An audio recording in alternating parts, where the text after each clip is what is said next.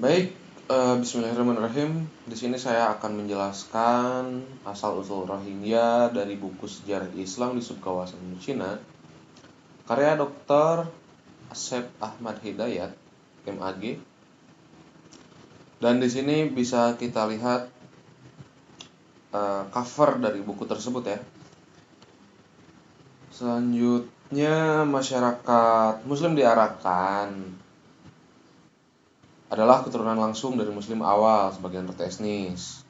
Mereka adalah keturunan Muslim Arab, Mur, Persia, Turki, Mughal, dan Bengali yang sebagian besar datang sebagai pedagang, pendakwah, militer, dan orang suci melalui jalur darat dan laut. Pada waktu itu, banyak yang menetap di Arakan dan bercampur dengan penduduk setempat. Mereka itu sekarang lebih dikenal dengan sebutan Muslim Rohingya atau orang Rohingya. Nah, jadi awal mulanya itu orang-orang Muslim Rohingya itu mereka berketurunan Arab, Moor, Persia, Turki, Mughal, dan Bengali. Nah, yang awal mulanya mereka datang sebagai pedagang, pendakwah, militer, dan orang suci gitu, melalui jalur darat dan jalur laut. Gitu. Nah, lalu istilah Rohingya itu berasal dari kata Arab raham yang berarti simpati. Oleh karena itu, penduduk Muslim di sekitar Rohaung, ibu kota Arakan, dikenal sebagai Rohingya. Pedagang ini pertama kali diungkap oleh seorang penulis Rohingya, Mr. Holilur Rahman dalam makalahnya Tarik Islam Arakan dan Burma.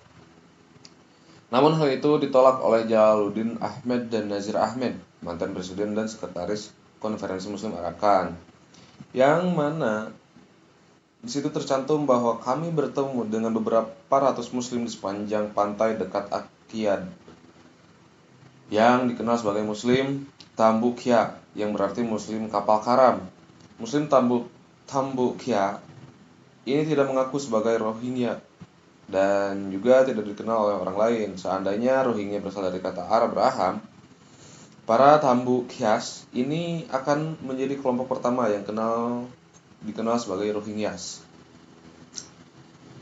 Nah, menurut Jalaluddin Ahmed dan Nazir Ahmed, orang Rohingya adalah keturunan dari penduduk Kruha di Afghanistan, seperti yang mereka amati. Para penakluk Muslim di Bengal, termasuk Bakhtiar Khilji dan Muslim yang diutus dari Bengal ke Arakan pada awalnya, adalah penduduk Kruah, sebuah distrik Kur di Afghanistan. Kaum Muslim ini bernama Arakanas, Ruhang atau Roshang. Dalam dialek yang berlaku di Chittagong dan Arakan, H dan Sha dapat dipertukarkan. Jadi, Ruhang dan Rosang adalah pengucapan yang berbeda dari kata yang sama. Kaum Muslim sendiri dikenal sebagai Ruhian yang berarti keturunan Ruha. Nah, selanjutnya menurut Muhammad Ali Khodhuri, istilah Rohang atau Rang dan Roshang merupakan kata pendek turunan dari kata Rohaung, yaitu ibu kota kerajaan Arakan di dinasti Merauke.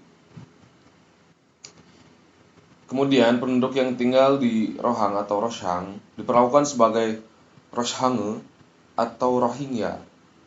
Dalam perjalanan waktu yang panjang, kata Roshang atau Rohang dan Roshangi atau Rohingya keduanya digunakan untuk menyebut wilayah Arakan dan orang Arakan. Dalam sensus tahun 1911, etnis Rohingya termasuk dalam populasi India sebagai kelompok etnis asal India. Alasan yang diberikan adalah karena mereka lebih mirip orang India daripada orang Burma. Di sisi lain, sensus tahun 1921 menyebutkan Rohingya benar-benar orang Arakan, tapi begitu dekat dengan orang India, sehingga fenomenanya sama seperti pencaplokan India. Namun, anomaly sensus menghitung Rohingya sebagai orang India tidak diragukan lagi. berkontribusi besar terhadap kontroversi saat ini mengenai asal-usul orang Rohingya di Myanmar.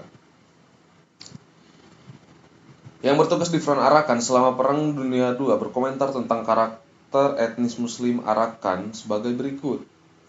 Untuk melihat mereka sangat berbeda dengan produk India dan Burma lainnya yang pernah saya lihat. Mereka mempunyai orang Arab dalam nama, pakaian dan kebiasaan, para wanita, dan lebih khusus lagi gadis-gadis muda memiliki sentuhan khas Arab tentang mereka.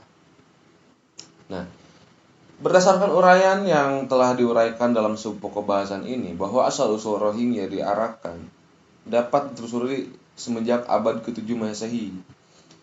Hingga masa kolonial Inggris di Myanmar, semua uraian tersebut berujung kepada nama Rohingya sebagai identitas etnolinguistik.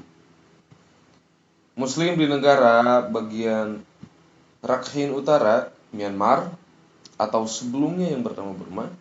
Istilah ini menjadi bagian dari wacana publik pada akhir 1950-an dan menyebar luas menyusul laporan pelanggaran hak asasi manusia terhadap Muslim di negara bagian Rakhine Utara selama 1990-an dan sekali lagi setelah 2012. Ya, mungkin sekian yang saya dapat sampaikan. Mohon maaf jika banyak kekurangan, mohon dimaklum. Assalamualaikum warahmatullahi wabarakatuh.